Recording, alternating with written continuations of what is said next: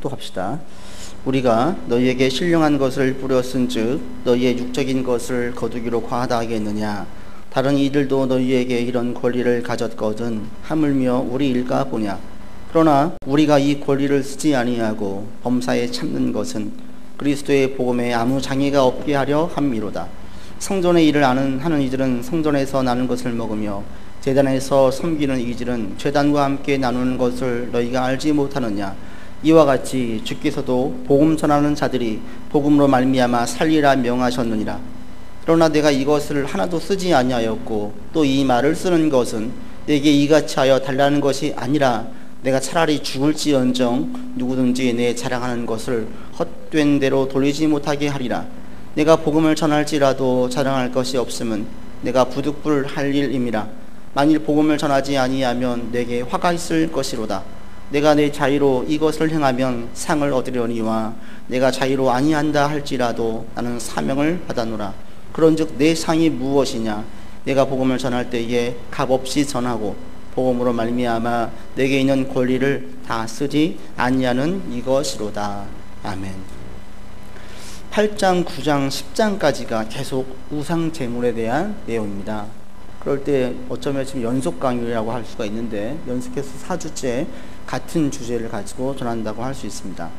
그럴 때 첫 번째는 우상 제물을 지식으로 접근하지 말고 사랑으로 접근해라. 그 다음 두 번째, 우상은 nothing이다. 대신 우상 숭배자는 경계해라. 왜? 그들을 통해서 마음이 미혹되어 온전히 하나님을 따르지 못할 수 있기 때문이다.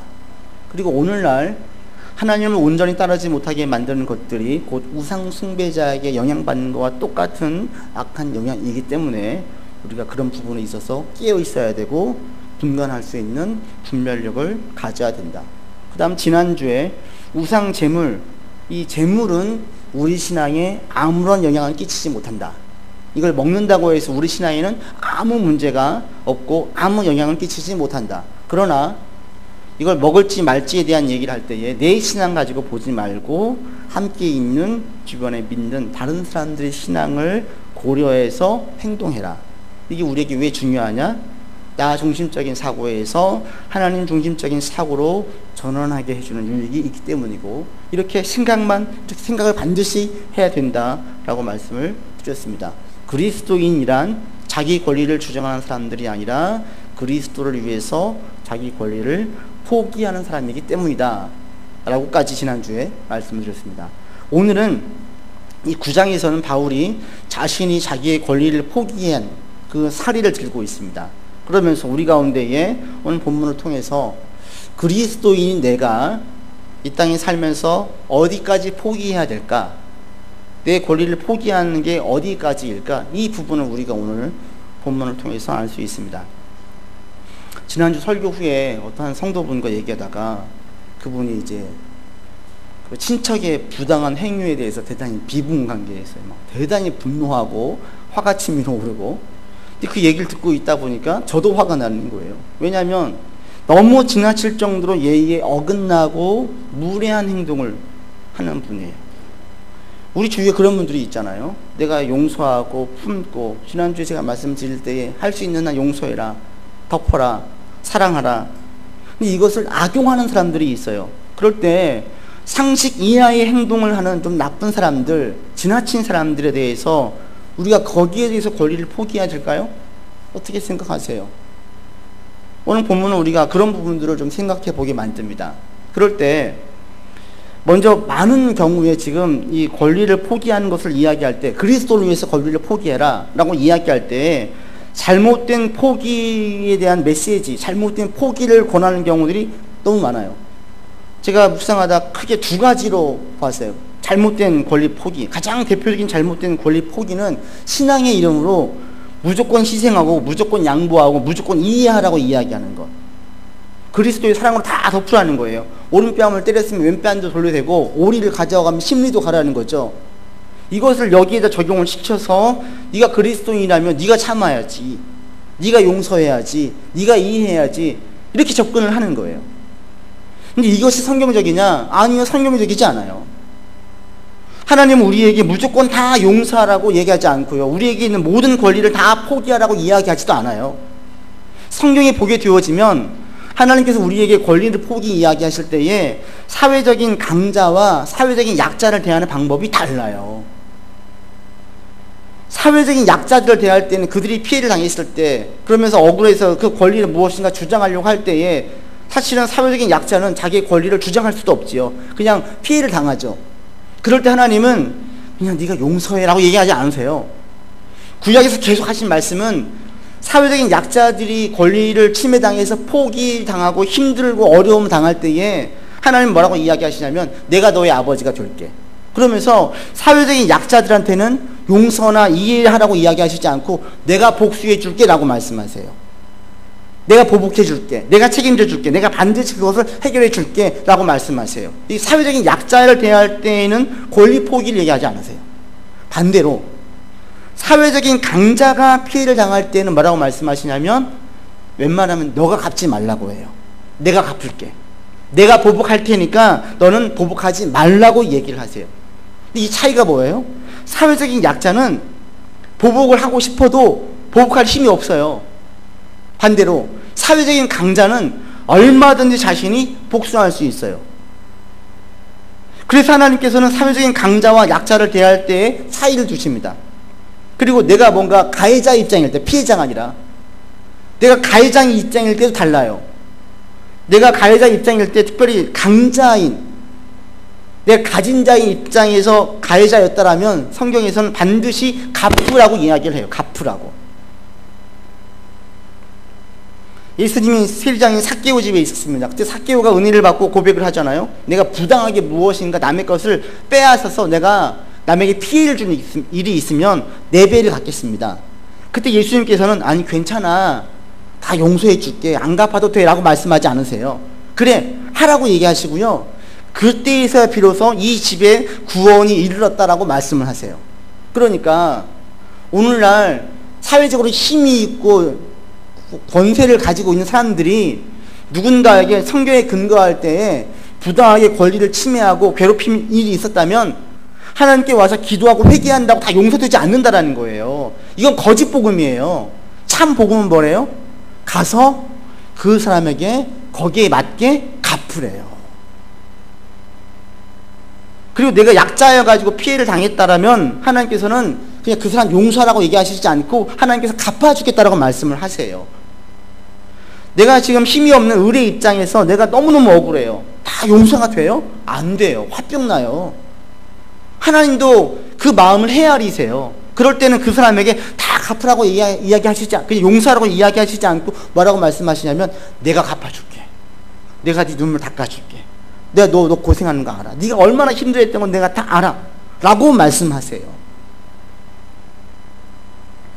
때문에 우리에게 무조건적인 권리 포기, 무조건적인 희생, 양보, 이해, 용서, 용납, 이건 성경적이지 않아요. 때문에 여러분도 만약에 어떤 상황에서 참아야 될 때에 권리를 포기해야 될 때 무조건 다 네가 그리스도인이니까, 네가 뭐 교회 권사고 장로고 목사니까 네가 참아, 무조건 이걸 대비시켜서는 옳지 않습니다. 그 다음에 또 하나 잘못된 권리 포기하는 게 또 한 가지가 있는데, 그게 뭐냐면 자기는 포기했다고 이야기하지만 사실은 전혀 포기하지 않는 사람들. 지난번 신앙생활을 좀 등한시하고 있는 청년과 같이 얘기했어요. 그 청년이 자기 직장 내 상사를 보면 더 교회 가기 싫대요. 왜 그러냐? 그 상사는 그 회식 때만 되면 자기는 술을 안 마신다고 공언을 한대요. 교회 다니기 때문에 난 술을 안 마신다. 그리고 직장에서 툭 하면은 교회 얘기를 한대요. 우리 교회 이번에 누가 강사가 왔었고 어떤 행사가 있었는데 뭐가 좋았고 이 얘기를 한대요. 그런데 이분을 거기 내에 있는 직장에 있는 동료들이나 직원들이 다 싫어한대요. 왜? 그 상사는 절대 야근하지 않는데요. 자기한테 조금만 피곤한 힘든 일이 있으면 다 넘긴대요, 부하 직원들에게. 그리고 술자리에서만 술을 안 마신대요. 비슷한 얘기를 또 들은 적이 있어요. 방송 PD 다니는 신실한 자매가 이야기를 해요. 아, 목사님 저 신혼에 못 나가겠어요. 자기는 오히려 신혼에 나가는 사람들 때문에 시험 든대요. 왜? 그 사람들이 신혼여행을 나가는데 하는 걸 보면은 더 자기 이권을 챙긴다라는 거예요. 이 사람들은 점심시간에 자기는 점심 그 시간을 포기해서 신혼여행 예배 드린다라고 자기 시간 포기했어요. 자기는 술자리에서 술을 안 마신다라고 술을 포기했어요. 이게 포기인 것 같죠? 권리 포기인 것 같죠? 아니에요. 이게 지금 제사 음식과 똑같아요. 제사 음식은 먹어야 돼요? 안 먹어도 돼요? 전제는 먹어도 아무 문제가 없다는 게 전제예요. 그리고 오늘날 우리의 사회는 사실 이 고린도 사회와는 완전히 달라요. 이때는 완전히 진짜 우상을 놓고 우상을 섬기는 제물이었어요. 근데 오늘날 제사는 많이 바뀌었어요. 예전에처럼 제사를 드릴 때 진문 열어놓거나 또 뭐 이제 지금 우리 할아버지 할머니 오신다 경건하게 앉거나 이렇게 하지 않아요. 많은 가정에서의 제사는 어떻게 드립니까? 할아버지 할머니들 그분 어르신들에 대한 기억과 기념의 의미로 제사를 많이 드려요. 직접 그분들의 신이 왔다라고 생각하지를 않아요. 그렇기 때문에 그때 제사 지낸 다음에 음식을 먹는 거에 대해 사람들은 많이 민감하지 않아요. 이럴 때 나는 신앙 지키기 위해서 안 먹겠습니다. 그래요. 그럴 수 있어요. 또 많은 목사님들이 이 시기만 되면은 기독교 방송에서 먹지 말라고 계속 이야기를 해요. 그럴 수 있어요. 만에 하나 그분들이 그 음식을 먹으면 신앙에 영향을 끼치니까 먹지 말라고 이야기한다면 이것도 거짓 메시지예요. 왜? 이것은 고대 그리스 로마 신화의 사상과 똑같으니까요. 음식은 어떤 음식도 우리 신앙에는 전혀 영향을 끼치지 못해요. 근데 그럼에도 불구하고 자기 신앙을 지키기 위해서 먹지 않겠습니다. 네, 그럼 먹지 않을 수 있어요. 대신 음식을 먹지 말라고 강하게 메시지를 증거한다면 그건 못지않게 또 하나 강하게 주장할 게 있어요. 음식 먹는 거 포기했다면 당신 명절날 식구들 만날 때에 당신의 유익과 당신의 편함도 포기하라고 더 센 메시지를 더 강조를 두어서 전해야만 돼요. 근데 왜 음식 먹지만 말라고 이야기하냐고요. 이게 진정한 권리 포기입니까? 그렇지 않아요. 진정한 권리 포기는 정말 중요한 것, 우리 신앙으로 볼 때 정말 중요한 건 지키고 덜 중요한 건 포기하는 거예요. 근데 보세요. 오늘날 우리가 가서 제사 드리는 그 식구들과 믿지 않는 식구들과 음식 먹는다고 그 사람들이 우리 때문에 시험 들어요? 그런 경우 있습니까? 없어요. 그런데 저 음식 안 먹겠습니다. 음식 딱 안 먹었어요. 끝나고 난 다음에 식구들끼리 고유 명절을 맞이해서 고스톱 한 판을 치재요. 짬당 100원씩 고스톱을 쳤어요. 그랬더니 제사 음식은 절대 안 먹겠다고 이야기했던 이분이 갑자기 100원, 200원 판 들어갔더니 그냥 예민해져 가지고 돈을 막 따려고 하는 거예요. 그리고 막 싸우는 거예요. 돈을 걸고 윷놀이를 했더니 거기에서 이분이 아주 예민하게 반응을 하는 거예요. 막 흥분해 있는 거예요. 여기엔 시험 들어요? 안 들어요?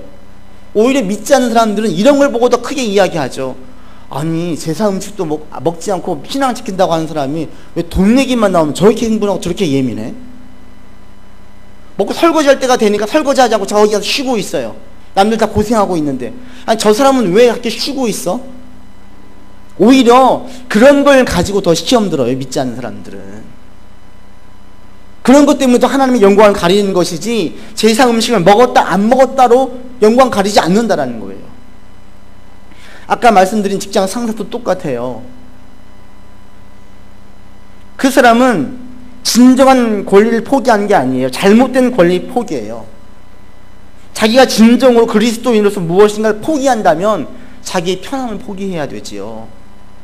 내가 조금만 수고해서 누군가가 좀 덜 고생할 수 있고 같이 동료애를 가지고 도와서 그 사람이 야근하지 않을 수 있다면 같이 도와줘야죠. 자신이 술을 안 먹는다고 얘기할 수 있어요. 그러나 그것 못지않게 더 중요한 것들을 포기해야 돼요. 잘못된 권리를 포기한 사람들은 자기에게 물질적인 손해가 올 때 절대 포기하지 않아요. 성경에서는 물질이 중요합니까? 평화가 중요합니까? 자기의 유익, 자기 편함이 중요합니까? 형제의 고통을 헤아리는 게 중요합니까? 우리에게 더 중요한 가치는 후자예요. 돈보다 가족의 평화가 더 중요해요. 그러니까 고스톱을 치고 윷놀이를 한다면 10,000원, 20,000원 그냥 잃을 생각을 하고 치는 거예요. 그게 그리스도인이에요. 그러면서 내가 10,000원, 20,000원 잃어가지고 가족이 깔깔대고 웃을 수 있다면 내가 포기하면 되잖아요. 내가 설거지 한번 하고 내가 약은 조금 도와준다면, 그걸 통해서 그 형제가 조금 더 쉴 수 있다면, 이게 진짜 우리가 추구할 권리 포기예요. 그런데 잘못된 권리 포기를 이야기하고 있어요. 그 사람에게는 술은 포기한다고 이야기하지만 형제의 아픔을 헤아리지 않고 자기 유익만 추구하고 있는 잘못된, 가장 핫질의 포기를 하고 있는 거예요. 잘못된 권리를 포기하는 사람들은, 신앙적으로 가장 귀한 것들은 이거 쉽게 포기를 해요. 그런데 신앙에서 덜 가치 있게, 덜 중요하게 여기는 것들은 포기하지 않아요. 쉽게 말하면 내 물질적으로 피해를 입는 것들은 포기하고 싶지 않아요. 내 지위와 위치를 이용해서 내 편함을 추구할 수 있다면 그 권리를 막 이용을 해요. 그리고 다른 데서 권리를 포기하는 거죠. 근데 진정한 그리스도인, 진정한 올바른 권리를 포기하는 사람들은 자기의 지위와 위치를 이용해서 자기 편함을 추구하지 않습니다. 형제의 아픔을 헤아리는데 자기 권리를 이용하는 거예요. 이게 진정한 권리를 포기하는 겁니다. 이번 명절 때 여러분 가정에서 그 식구들끼리 고스톱을 치거나 윷놀이를 하거나 어떤 놀이를 할 때 있으면 따려고 하지 마시고 가정에 평안을 주려고 하세요. 10,000원, 20,000원. 사실 저희 집도 명절만 되면 고스톱을 쳐요. 식구들끼리 모여가지고 식구들끼리만 쳐요. 근데 저는 아예 20,000원, 30,000원 이럴 생각을 하고 쳐요. 근데 그 시간이 우리 가정 가운데 쌌네, 안 쌌네, 피박이네 막 이러면서 그냥 같이 웃음의 의미를 두고 있지, 식구들끼리 10,000원, 20,000원 따는 게 무슨 의미가 있습니까? 가정 가운데 이번에 평안을 추구하는 것을 제일 첫 번째 두면서, 평안을 추구하기 위해서 내가 무엇인가를 포기할 수 있다면 포기하세요. 이게 진정한 그리스도인으로서의 포기입니다. 오늘 본문에서 바울은 이 두 가지가, 제가 말씀드린 두 가지가 우리가 잘못된 포기를 하고 있는 겁니다. 한 가지는 신앙의 이름으로 모든 걸 다 포기하라고 하는 사람들, 또는 신앙의 이름으로 무엇인가를 포기했지만 성경에서는 덜 중요한 것을 포기하게 만드는 것, 그리고 정말 중요한 것을 포기하지 않는 사람들. 바울은 본문에서 자신이 선교하고 설교할 때에, 전도할 때에 거기서 당연히 받아서 사례비를 받고 생활비를 받는 것이 당연함에도 불구하고 이걸 포기했다라고 9장에서 쭉 이야기하고 있어요. 난 자비랑 선교를 했다, 난 포기를 했다. 근데 이 포기는 그 당시에도 흔하지 않는 것이었고 바울도 권하지 않는 것이었습니다. 바울 홀로 했어요. 많은 사도들은 그렇게 하지 않았습니다. 그리고 바울도 사도로서, 교사로서 대접을 받는 것을 당연한 권리라고 쭉 이야기하고 있습니다. 근데 그럼에도 불구하고 바울이 자신의 권리를 포기한 이유를 두 가지를 들어서 설명을 하고 있습니다. 한 가지는 12절입니다. 여러분 같이 보시지요. 12절 같이 읽겠습니다. 다른 이들도 너희에게 이런 권리를 가졌거든 하물며 우리 일까 보냐. 그러나 우리가 이 권리를 쓰지 아니하고 범사에 참는 것은 그리스도의 복음에 아무 장애가 없게 하려 합니다. 내가 이 권리를 왜 포기했냐면, 바울은 그리스도의 복음이 증거되어지고 신앙생활 하는데 장애가 될까 봐서 자기는 포기했대요. 바울만 그래요. 바울은 다른 사도들과는 다른 매우 독특한 면들이, 특이한 면들이 있습니다. 그게 뭐냐면, 유대인들이 베드로나 야고보나 요한보다도 훨씬 더 바울을 싫어했어요. 대단히 적대적이었어요. 왜냐하면 바울은 예수님을 믿기 이전에 매우 신실한 바리새인이었고 예수를 믿는 사람들 잡아 죽이는 데에 가장 앞장섰던 사람이 바로 바울이었습니다. 이 바울이 갑자기 변한 거예요. 그러니까 정통 유대인들이 볼 때 바울은 변절자이고 배신자였어요. 우리가 보통 그렇잖아요. 아예 아웃사이드인 사람들은 우리가 별로 취급 안 해요. 그런데 우리 편에 있다가 돌아선 사람들은 우리 배신자로 느끼죠. 더 싫어하잖아요. 그래서 바울은 심지어 유대인들 가운데 죽이기로 작정하고 결사대까지 모집될 정도로 바울에 대해서 대단히 싫어했어요. 그런가 하면 이방인들도 그리스도, 같은 동료인 그리스도인들도 바울을 볼 때 좋지 않게 보는 사람들이 있었어요. 왜? 예수 믿기 이전에 바울은 믿는 사람들 잡아 죽인 일을 했단 말이에요. 때문에 바울에 대한 안 좋은 면이 있었어요. 그리고 또 한 가지, 바울은 12 제자처럼, 예수님의 12 사도들처럼 예수님과 함께 동거동락했던 제자가 아니에요. 다른 사도들은 예수님의 제자였습니다. 그런데 바울은 그 제자에 끼지 못해요. 때문에 자신이 사도라고 이야기하고 복음을 증거할 때마다 이방인들에게, 유대인들에게, 그리스도인들에게 계속 뛰어진 공격과 흠집과 비방을 당했어요. 너는 예수님 12제자도 아니었잖아. 너는 과거에 믿는 사람들 잡아 죽였잖아. 또 반대쪽에서 너는 변절자야. 때문에 많은 사람들이 바울을 공격했었습니다. 바울은 이런 어떤 흠집, 복음을 증거하는 데에 사람들에게 어떤 비방거리도 주지 않기 위해서 사례비를 받지 않기로 스스로 결단한 거예요. 왜? 그 당시에 거짓 교사들이 있었는데, 거짓 교사들은 복음을 빙자해서 자기 유익을 챙겼어요. 복음을 증거하면서 사람들에게 사례비를 받고 생활을 챙기면서 자기가 그것을 가지고 예수님을 이용했던 거죠. 바울이 만약에 가는 곳마다 사례비를 받았더라면 이런 비방을 하겠죠. 저 봐라, 바울도 거짓 교사다. 결국 예수님 이용해서 돈 벌어먹으려고 하는 것 아니냐. 바울은 아예 이런 소리를 안 들으려고 자비량 선고를 한 거예요. 그래서 장막지는 일을 하면서 스스로 복음을 증거하면서 다녔습니다. 왜? 자신이 전한 복음 때문에 자신을 혹시라도 비방하고 전한 복음까지 흠집을 낼까봐, 이걸 당하지 않기 위해서 바울은 자비량 선교를 한 거예요. 바울이 자비량 선교, 자기 권리를 포기한 이유를 우리의 삶에 적용시키면 이거예요. 너 예수 믿잖아. 예수 믿는 내가 왜 그래? 라는 말을 들을 바에는 내 권리를 포기하겠다는 거예요. 우리에게 적용시키면 이런 적용이에요. 당신이 교회에서 무엇인가 하고 있다면서요. 그런데 당신이 교회에서 무엇인가 하고 있는데 신앙인이 왜 그래? 라는 소리를 들을 바에는 권리를 포기하는 거예요. 아니, 교회가 왜 그래? 이게 지금 다 책망받을 소리예요. 그럴 바에는 권리를 포기할 줄 알아야 돼요. 그런데 오늘날 많은 그리스도인들, 많은 교회에서는 세상에서 욕을 먹을지언정 그 권리를 포기하지 않으려고 해요. 그런데 바울은 복음, 자기 때문에 물질적인 얼마나 손해를 보더라도, 내가 좀 고생을 하더라도, 내가 고생을 끌어안고 복음에 어떤 흠집을 내지 않을 수 있다면 자기는 안 하겠다는 거예요. 여러분이 그리스도를 위해서 무엇인가 포기한다면 그게 바로 오늘 12절에 바울이 포기한 것과 똑같습니다. 그리고 여러분 가운데에 그리스도를 위해서 무엇인가 포기한 경험들이 있기를 저는 정말 강력히 권고드립니다. 그리스도 때문에 조금 더 고생해 보시고요. 그리스도 때문에 조금 더 내가 이상한 비방의 소리를 듣더라도 참아 보시고요.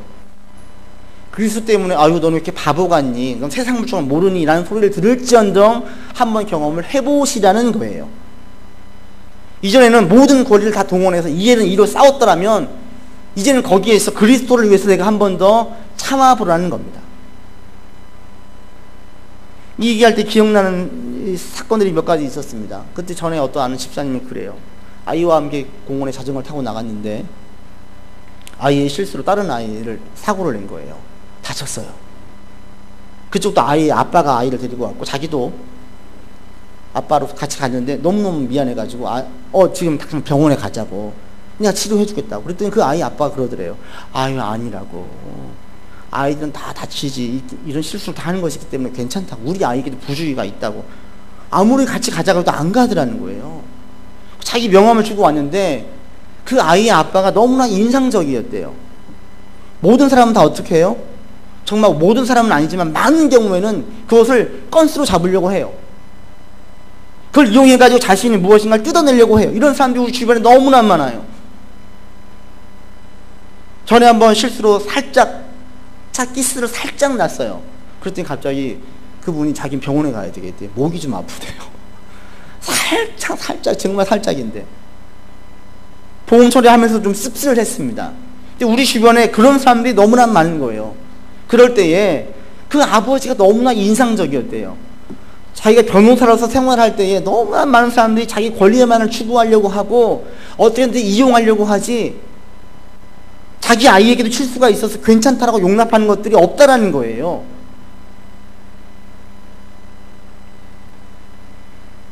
그러면서 그때 얘기하면서 그분도 혹시 그리스도인이 아닐까요? 이렇게 얘기하면서 웃고 넘어간 적이 있었습니다.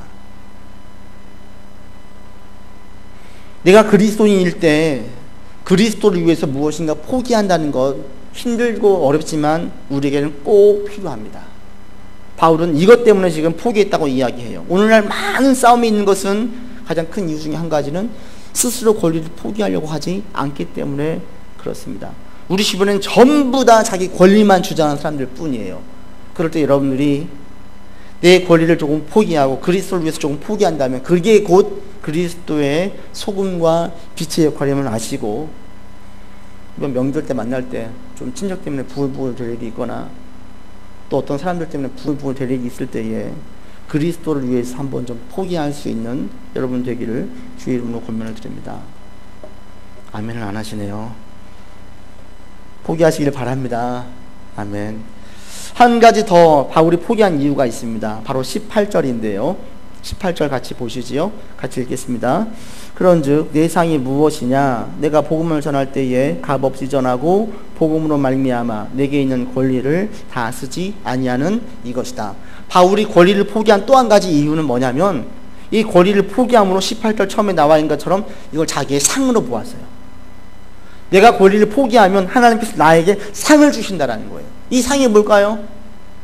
어떤 목사님들은 이 상을 꼭 물질적으로 해석을 해요. 저는 절대 물질적인 것이 아니라고 저는 단언합니다.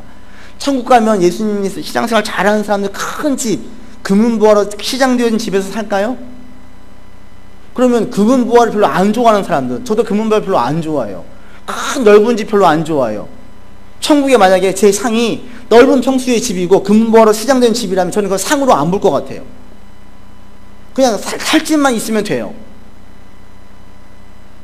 성경 천국에는 금은 보화가 별로 중요하지 않아요. 흔한 것이기 때문에.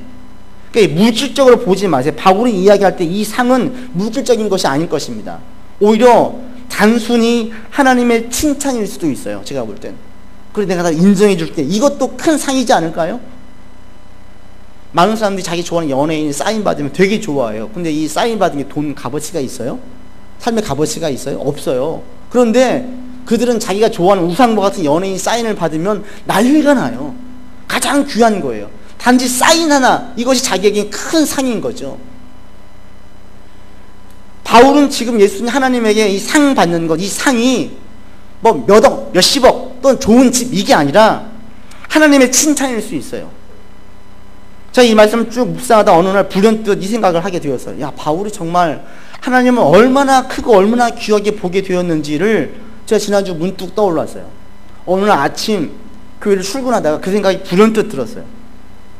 근데 이런 생각이 들면서 깨달아지는 것, 바울은 정말 하나님을 정말 크게 보고 있구나. 우리 흔히 아이들, 10대 아이들이 자기 아이돌, 우상으로 얘기하는 것, 최고로 하는 그런 것처럼 하나님을 바울은 정말 최고로 여기고 있구나. 이것을 저는 이 상을 통해서 알게 됐어요. 근데 이걸 깨닫는 것이 그 전날 어떤 TV 영상을 보면서 깨닫게 된 거예요. 미국 어느 그 방송에서 나오는데, 메이저리그 유명 야구 선수가 외야 관중석으로 넘어가는 볼을 잡으려다가 그게 관중석으로 넘어갔어요. 제가 옆에 있는 그 관중과 부딪힐 뻔했어요. 그래서 보고 웃으면서 이 야구 선수가 그 여성에게 살짝 무릎을 만져주면서 웃고 친근함의 표시로 웃고 다시 돌아왔어요. 근데 그 다음 이 여성의 반응이에요. 갑자기 여성이 얼떨떨하게 있다가 좋아했었나 봐요. 그 야구 선수를. 막 흥분을 해가지고 옆에 있는 친구에게 막 때리고 난리를 치는데 가만히 있지를 못하는 거예요. 제가 나를 만졌다라는 거죠. 저 친구가 나한테 아는 척 했다라는 거예요. 흥분해가지고 막 난리를 치는 거예요. 그걸 이제 보여주면서 같이 이제 앵커들이 웃었던 장면이었거든요. 그때는 저도 웃고 넘어갔는데 다음날 교회에 오다가 불현듯 그 장면이 떠올랐어요. 이 젊은 여성에게는 그 유명 야구 선수가 자기에게 아는 척 해주고 친근함의 표시로 한번 잠깐 터치해준 것이 영광인 거예요. 영광. 너무 좋은 거예요. 너무 흥분되는 거예요. 어떻게 할지를 몰라 해요. 바울이 지금 그러지 않았을까? 바울에게 지금 하나님은 그런 이 유명 야구 선수와 같은 그런 영광스러운 분이 아니었을까? 만약 그 여자가 야구를 좋아하지 않는 여성이었고, 만약 그 여성이 그 선수를 그렇게 대단한 선수로 보지 않았더라면 잠깐 아는 척 해준 건 그냥 같이 웃고 넘어갔을 겁니다. 근데 그 여성에게는 그 야구 선수는 최고였던 거예요. 몇 년 후면 은퇴할 그 야구 선수가 그 여성에게는 너무너무 대단한 선수였던 거예요. 그런 선수가 자기에게 아는 척해주고 친근함을 표시했다는 것, 자기를 만져줬다는 것이 이 여성에게 너무너무 흥분했던 거예요. 바울에게 지금 하나님은 최고였어요. 그 하나님 자기를 인정해주고 알아주는 것, 바울은 그것보다 더 큰 상이 없는, 그것보다 더 영광이 없는 거예요. 바울에게 최고는 바로 이 메이저리그 야구 선수, 몇 년 후면 은퇴할 그 야구 선수와 비교할 수 없을 정도의 큰 영광을 가진 선수라는 거죠. 제가 주일 준비하면서 그걸 영상을 보고 다음날 출근할 때 그게 갑자기 확 매치업이 되면서, 야, 내가 믿고 있는 하나님이 진짜 얼마나 어마어마한 분인데, 얼마나 대단한 분인데, 그런 분이 내 아버지라는 사실에 대해서 나는 지금 흥분하고 있나? 그러면서 다시 그분에 대한 위대함을 떠올리면서 그게 저에게 감사로 고백되어졌어요. 야구선수는 아는 척 하는 것으로 끝났어요. 나의 하나님은, 비교할 수 없을 정도의 큰 존귀하신 나의 하나님은 나를 아는 척 하는 것으로 끝나지 않으세요. 그분은 나를 책임지신답니다. 나를 보호하신답니다. 나의 삶을 인도해 주신답니다. 인격적으로 나와 깊은 관계를 맺고 싶어 하신답니다. 이 사실이 우리에게 흥분되지 않아요? 이것보다 귀한 게 어디에 있어요? 전 여러분들도 이 시간 하나님은 여러분 가운데 가장 큰 최고의 스타, 가장 최고의 우상, 가장 최고의 분으로 다시 한번 회복되어지기를 바랍니다. 내가 TV에서 봤던 누군가가 옆에 있으면 우리는 흥분해요. 오, 나도 사진 찍고 싶어요. 사인도 받고 싶어요. 정말 좋아하는 누군가를 만나면 나도 모르게 깍 소리를 질러요. 그 최고의 분이 다시 여러분 가운데 하나님으로 고백되어지기를 바랍니다. 그러면 때론 나의 권리를 포기하면서 바울처럼 하나님에게 대비시킬 수 있어요. 하나님, 저 이거를 칭찬해 주실 것이죠. 제가 지금 이 권리를 포기했습니다. 하나님 저 인정해 주실 거죠. 사람들이 인정하든 인정하지 않든, 사람들이 칭찬하든 칭찬하지 않든, 심지어 때로는 그것 때문에 바보 소리를 듣고 비방을 한다 할지라도 하나님이 그것을 내게 칭찬거리로 보신다면 우리가 결단하고 그 일을 할 수 있어야 돼요. 이게 바로 바울이 포기했던 권리 포기예요. 바울이 이 권리를 포기하면서 얼마나 고생했겠습니까?